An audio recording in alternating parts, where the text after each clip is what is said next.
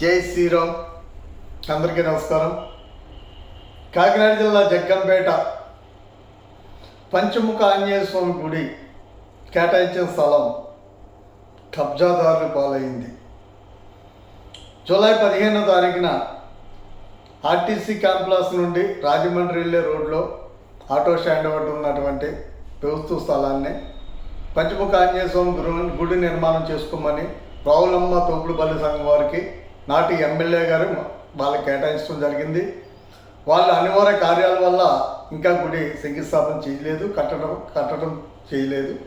దాని మీద కన్నేసినటువంటి అధికార పార్టీ నాయకులు జూలై 15వ తారీఖున అక్కడ అక్రమ కట్టడాలు మొదలు పెడితే జిల్లా అధికారి కలెక్టర్ గారికి తెలియచేయగా లోకల్లో ఉన్నటువంటి జగ్గంపేట ఉన్నతాధికారులు పంపించి దాన్ని పరిశీలించి పనులు కట్టడాలని ఆఫ్ చేయించమని చెప్పేసి చెప్పడం జరిగింది.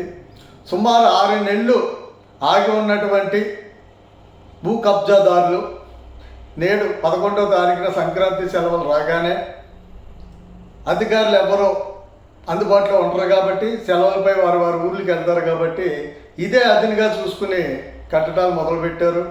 వాళ్ళు కట్టడాలు మొదలుపెట్టిన తర్వాత మనం ఏదైతే నిర్మాణం చేస్తున్నారో దాన్ని వీడియో తీసుకుని ఒక వీడియోను కూడా రిలీజ్ చేసి మేము ముందు పెట్టడం జరిగింది. 5-6 రోజుల్లోనే కట్టడం పూర్తి చేసినటువంటి ఘనత మన జగ్గంపేటకే చెందింది.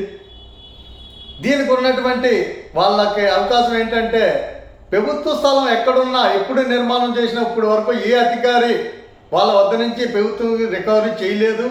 కట్టడం అంటే పూర్తి చేస్తే ఎవరు మనల్ని ఏం చేయలేరనే ఒక నమ్మకంతో వాళ్ళు ప్రభుత్వ స్థలం కబ్జా చేసి ఉన్నారు.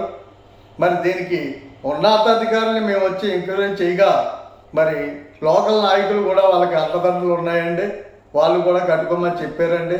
మరి మేము కూడా మాకు పై అధికారులు వచ్చిన తర్వాత వాళ్ళని తెలియచేస్తామండి అని చెప్పేసి వాళ్ళ నిస్సహాయతని వ్యక్తం చేశారు. మరి రేపు ఉన్నతాధికారులు తమ తమ విధుల్లో హాజరైన తర్వాత ఈ కట్టడాలపై వాళ్ళు తెలియచేద్దాం. వారు ఏ నిర్ణయం తీసుకుంటారో చూసి లేకుంటే ఆపై ఉన్నతాధికారులకు కూడా మనం తెలియజేసే ప్రయత్నం చేద్దాం. దీని ద్వారా జగ్గంపేట నియోజకవర్గం పెద్దలు చెప్పవలసింది ఏమనగా మన జగ్గంపేటలో అధికార పార్టీ నాయకులు ఎంత బలంగా ఉన్నారో వారిని ఎవరో ఏమి చేయలేరని చెప్పుకునే చెప్తున్నారు.